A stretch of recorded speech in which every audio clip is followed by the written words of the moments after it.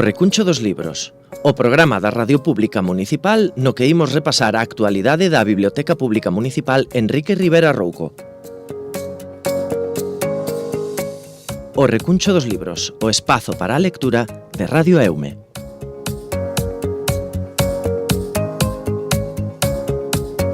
Pois Radio Eume volve a abrir as portas aos libros. Arrincamos neste Recuncho dos Libros. Estamos nesta xornada de luns 6 de xullo, como sempre, coa mellor das compañas, a nosa bibliotecaria Anabel Alonso. Anabel, moi boas. Hola, boas. Arrincamos, como sempre, con esas novidades que chegan á biblioteca, con novidades para os máis pequenos, público infantil. Propostas desta semana, cales son? Pois traigo vos dúas propostas, unha creo que moi coñecida, que é, bueno, polo menos o autor é moi coñecido, que é Eloi Moreno, e o seu libro El nuevo viaje del Principito, que é unha especie de novela que adapta, que propón como unha continuación para o clásico del Principito de Saint-Exupéry, ¿no? que coñecemos todos. É un libro que ven con ilustracións de David Sierra e creo que é como un pouco que el, pola influencia que tuvo para el ler o Principiño, pois elabora, digamos, como unha secuela co que para el supuxo esa lectura, non? E un pouco na liña de que é unha lectura como moi iniciática para moitas persoas, entonces vai un pouco por aí. Cambia totalmente de rexistro con respecto a redes invisible, todo este tipo de textos. Sí, bueno, eu creo que cambia de rexistro relativamente, porque tamén é certo que o Principiño ten aí como moitas mensaxes, estas mensaxes que tamén ten Eloi Moreno nos seus libros, non? Entonces me refiero que aínda que, digamos, bueno, para empezar xa está dirixido a un público máis pequeno, que redes ou Invisible están máis para un público máis juvenil, digamos, e este para un público máis pequeno, pero creo que esas mensaxes que caracterizan a Eloi Moreno están. Sí, ademais que sempre crimos que El Principito era como un texto para os máis pequenos e non. Para nada. Sempre o interpretamos como hai un texto para... Bueno, creo que eses textos que valen para todas as idades porque que teñen como moitas lecturas diferentes. A mellor un neno se queda con unha lectura máis literal e, sin embargo, un adulto pode profundizar máis nas metáforas que hai aí, no que significan esas cousas, non? Entón, me parece que deses libros que teñen como moitas lecturas diferentes dependendo da túa idade ou da túa madurez intelectual ou sentimental, digamos, ou emocional. Sempre tamén ten unha biblioteca teñamos a idade que teñamos. Hombre, por suposto. Evidentemente. A proposta, neste caso, en galego, que nos traes? Pois traigo vos un álbum para nenos pequenos e nenas de Gianni Rodari, que se titula Un e sete. Rodari, bueno, outro clásico absoluto da literatura infantil e juvenil, que ademais ten este libro para adultos sobre gramática da fantasía, que explica todos os funcionamentos de como escribir para os nenos, non? E, bueno, o autor o mítico Contos por teléfono, que é un dos meus libros infantís preferidos do mundo mundial, e este Un e sete, un álbum para pequenos, que me encanta, digamos que fala de un cativo, un neno, que ao mesmo tempo son 7 nenos, non? E entonces vai facendo un percorrido polas diferentes países. Entonces vivía en Roma e chamábase Paolo e seu pai se dedicaba a tal cousa, vivía en París, chamábase Jane e seu pai se dedicaba a tal cousa. Digamos que vai cidade por cidade, en cada cidade se chama dunha forma e seu pai se adica a outras cousas, non? E entonces ao final fai como unha especie de reflexión, todos eran diferentes, tiñan diferentes cores de pel, diferentes cores de ollos ou o que seña, pero todos eran o mesmo rapaz. E entonces como se criaron xuntos, non poderán facerse a guerra, porque os 7 son un único home. Digamos que é unha reflexión como sobre a igualdade das persoas e como si nos centrásemos máis no que nos achega, no que nos... Sí, que nos separa. Que solucionaríamos moitos problemas que temos, non? E me parece unha mensaxe moi bonita e o libro é moi bonito. E o libro é moi bonito e además é unha mensaxe... Ainda que eu non son moi partidaria ou non me encantan os libros con moito recado, prefiro os libros puramente literarios, digamos, este ten as dúas cousas, creo. É divertido, é bonito e ao mesmo tempo ten unha boa mensaxe detrás. E máis é o que dicíamos, non? Agora nos tempos que corren, pois non está de máis ás veces lembrar este tipo de mensaxes. Proposta esta semana para os que temos máis aniños, para o público adulto, neste caso en galego, que nos traes? Pois mira, en galego traigo vos unha noveliña de Ramón Beltrán, que está publicada en Morgante nunha nova colección que sacaron non hai moito, que se chama Singularis. O libro titúlase As palabras de Morfeo, e me pareceu que o punto de saída da novela é moi curioso e moi original. Digamos que o protagonista ten un soño, cando desperta escribe todo o que lle contaron nese soño, pero resulta que está nunha lingua que el non coñece. Entonces require a axuda dunha muller que logra recoñecer que ese idioma é o friulano e xuntos emprenden unha viaxe a Madrid a buscar un experto en friulano que lles poida traducir ese soño que el tivo, ¿no? Entón, digamos que me parece un punto de partida moi original e creo que agocha como a raíz de que están como nesa investigación para descubrir que o que el soñou, pois se van coñecendo moitas das facetas deste home, como se configurou a súa vida como é, porque é unha persoa bastante solitaria e con poucas relaciones sociais, e digamos que hai como un salto pasado-presente que nos axuda a entender un pouco a personaxe, non? É unha noveliña moi breve. É unha noveliña moi breve, pero me pareceu que eso, que tiña un punto de partida como moi interesante. Ten unha edición que teño, hai outro libro desta mesma colección, que teñen unha edición bastante curiosa, así a nivel físico, digamos, a nivel de diseño. Pero me pareceu interesante. Ramón Beltrán, creo que é, se non me equivoco, creo que é a súa primeira novela, pero sí que publicara algo referente ao galego, non? Sí, ten moitas publicacións a nivel de lingüística e tal. Tiña moitas publicacións de ensaios, pero digamos que esta é a súa primeira incursión na ficción e se ve que o tema da lingua está totalmente presente aí, ¿no? Esa lingua onírica, as palabras de Morfeo, que esa lingua onírica, ¿no? que dá lugar a esa investigación para descubrir que significa en friulano que soñou. A min encantame a proposta en castelán porque é un dos meus autores favoritos, chega Juan Gómez Jurado, e claro, mentira. Sí, bueno, xa sabemos, o sea, é un autor que ten moitísimo éxito na biblioteca, a súa serie de Reina Roja tuvo moitísimo éxito e logo esta segunda que eran as tres mulleres, todo arde, todo muere, sí. Todo muere, tal, tamén tuvo moito éxito e agora empeza, digamos que parte de cero, abandona todo ese universo Reina Roja e arranca un novo thriller máis independiente no que a protagonista xa arranca dicindo que mi trabajo es mentir, pero contigo no voy a hacerlo, respeto tu inteligencia y creo que probablemente sí que vaya a mentir, ¿no? Entonces, bueno, creo que a verdade que tuvo unhas críticas estupendas e non vou a desvelar moito máis porque me parece que como é un thriller e todo eso, a mellor hai que lelo, ¿no? Si todas as críticas din que é a mellor novela de Gómez Jurado e tendo en conta o éxito que tuveron as anteriores, pois augurolle un futuro estupendo. Estivenlle botando aí unha ollada ao proceso de creación, e claro, tiña eses lectores beta e demais, bueno, porque además xa sabes que lle encanta radiarnos todo o que está facendo, ¿no? A través das súas redes sociales vai explicando moito do proceso de... O bo e o malo, O bo e o malo, sí, porque non sei se viche a última publicación a que fixo na Feira do Libro de Madrid, que estivo toda unha tarde e pasaron 6 persoas pola súa caseta e ali botou toda a tarde o pobre con solamente 6 persoas para firmar Bueno, o eso libro. sabemos ben o que é.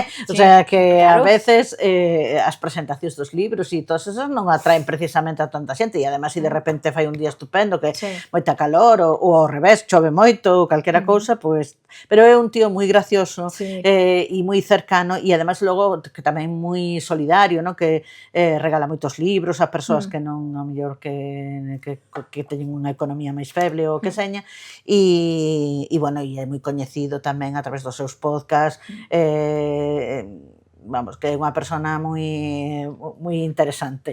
E logo é moi normal. E nos vai contando un pouco todo ese proceso de creación a través das redes sociais, que é interesante tamén. Sí, hai que saber o que hai detrás. O bon e o malo, como dicíamos, non? Porque seguro que hai xente que a mellor non vende tantos libros como a él e teñen un mal día, pois mira, tamén os grandes bestsellers, pois hai veces que a realidade non é o que esperas. No, claro. Martas de cómic, proposta esta semana para os máis pequenos, para o público adulto. Para o público adultísimo. Porque temos unha novela gráfica coreana. Sí, temos esta novela gráfica de Keun-suk Kendrick-Kim, creo que se dirá así, que se titula Herba, que é terrorífica. O sea, bueno, me refiro, non é terrorífica, é maravillosa, pero que nos conta é bastante terrible. Unha novela en blanco e negro, ten un estilo moi característico esta autora. Estuve botándolle un ollo a outros libros que ten e é como un estilo moi marcado. E neste caso conta a historia das mulleres coreanas que durante a ocupación xaponesa as levaron ao que se chamaba chamábanlles mulleres de conforto, o sea, era como unha especie de burdel a donde os soldados xaponeses ían a pasar o tempo, e é terrorífica. É unha nena que a secuestran, que a levan, xa ven dunha infancia terrible, con moita fame, prácticamente a venden a unha parella que ten unha pousada, despois a secuestran, e vai alternando, digamos, contanos a historia desta muller, e quen non la conta é unha rapaza que lle está facendo unha entrevista a esta muller de maior, para que lle conte a súa vida, para que lle explique como era a situación nesas casas de conforto as que asistían os soldados, non? Todo o que conta é terrorífico. E que ademais as ilustracións que son en branco e negro aínda axudan máis a darlle ese punto. En moitas ocasións, cando fala dos homes que van á casa de conforto, eses homes aparecen a veces sin boca ou a veces sin ollos, como si, sabes, no, como si todos fosen o mismo. Me pareceu, e logo polo medio hai unhas hai ilustracións en branco e negro sin personaxes que son máis terribles ou máis, que a veces nos conta, por exemplo, hai un momento que conta como a primeira vez que ven un home cando ela está ali, e que ao que siguen varias viñetas todas en negro, e realmente resulta moi, o sea, perturbador. Sí, é moi perturbador. Resulta, eso, está a primeira imaxe en negro solo coa súa cara e despois as viñetas en negro, hasta que empezan hasta que como é capaz de empezar a contar o que lle pasou. E me parece, o sea, terrible. É terrible e ao mesmo tempo interesantísimo, me parece que a ilustración é moi interesante, e tamén coñecemos unha realidade que ao mellor non está tan... temos moita máis información ao mellor sobre as cousas terroríficas que pasaban na Segunda Guerra Mundial ou non sei que, pero ao mellor non tanta con respecto ás mulleres coreanas aquí na ocupación xaponesa, e realmente o que conta é terrorífico. Pois aí quedas a... E é un libro fermosísimo, o sea... Toda a temática desta autora vai porque, por exemplo, ten obras como La espera ou A árbore desnuda, demais, son así tamén... Eu creo que sí, que todo vai polo mesmo camiño e ten este estilo tan peculiar que estas viñetas, a páxina completa de paisaxes poderían ser perfectamente un cuadro, son realmente interesantes, a verdad.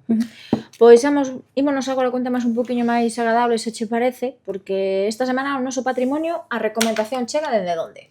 Pois chega desde o Concello de Melide, porque quería recomendarvos un cruceiro como elemento tan propio da cultura galega, non?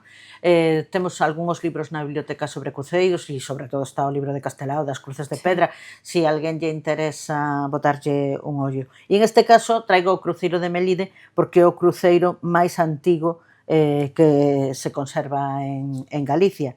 Do século XIV, e se coñece como o cruceiro de San Roque e bueno, me parece que eso que representa moito a cultura galega, os cruces de camiños e ademais todo o que toda a etnografía, a cultura, a narración popular que hai ao redor do mundo dos cruceiros me parece interesante. A parte, a cantería tamén é algo moi galego, e esas imaxes esa iconografía dos cruceiros en pedra coas imaxes e tal, bueno, me parece que era moi interesante. E, bueno, foi declarado BIC, e aínda que últimamente houve algunhas protestas porque non se respetaba ao mellor suficientemente, porque creo como está na praza do Concello, creo que se poñían ali as festas e non sei que, e pasaba, o sea, bueno, que non se respetaba suficientemente ao monumento. Habería que se subiría el seguro.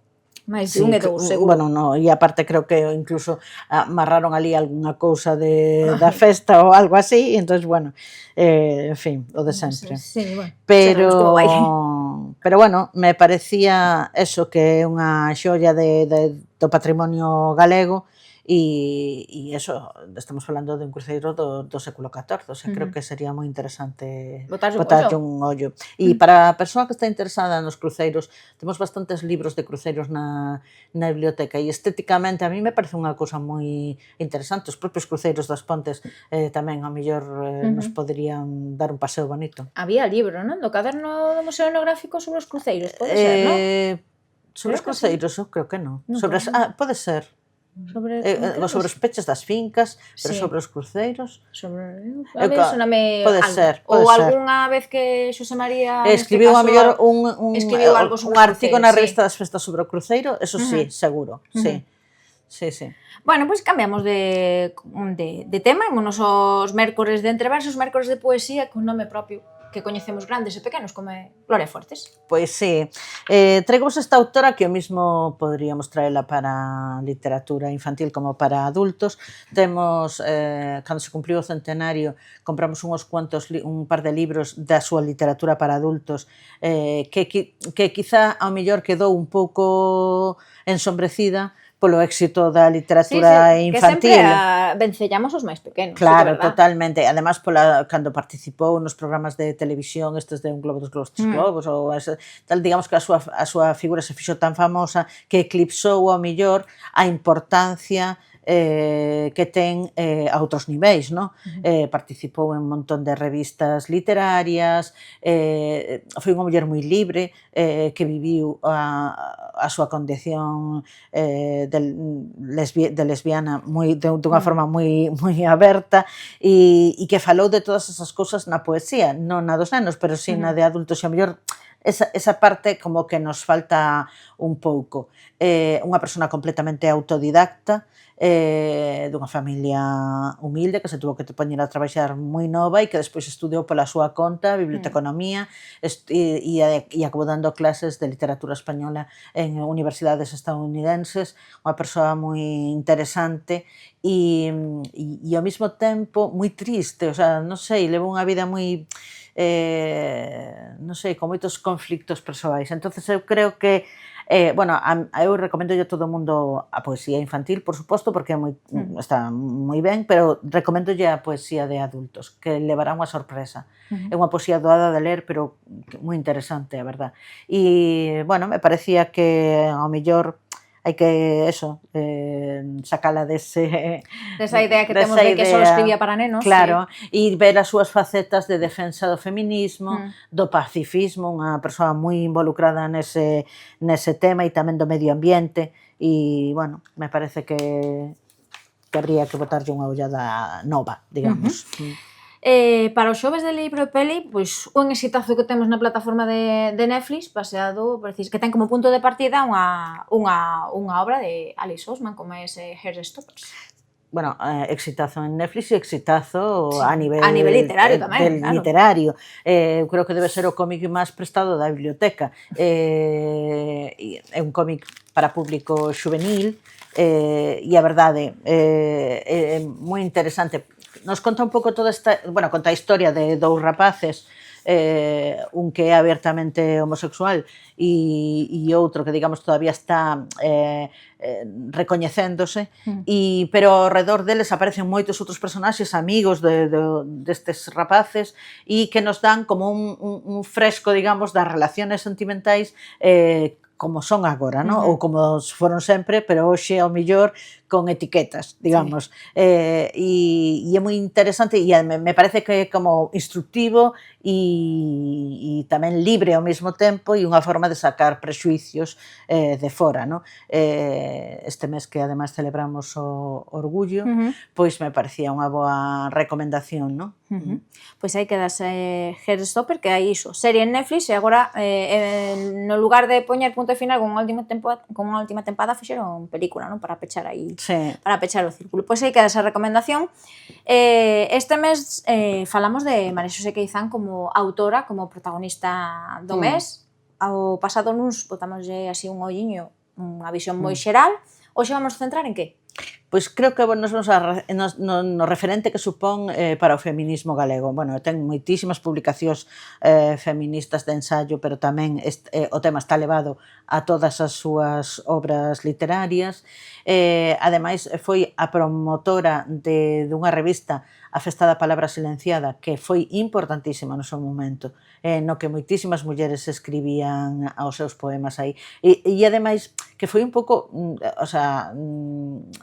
pouco descoñecida ao mellor do público en xeral e pouco creo que pouco premiada ou pouco valorada, solo polo feito de ser a impulsora desta revista xa tería que ter un lugar destacado na nosa historia da literatura, non?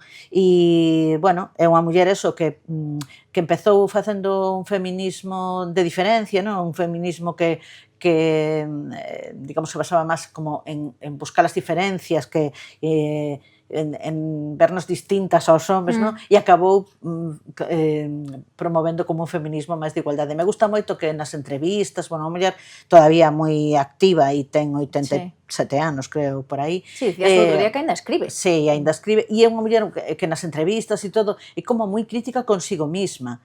Como en plan explicando, o sea, cousas nas que creía cando era máis nova, mellor con respecto ao feminismo, que claro, a vida evoluciona, digamos que e as súas ideas tamén foron evolucionando e cambiando, non?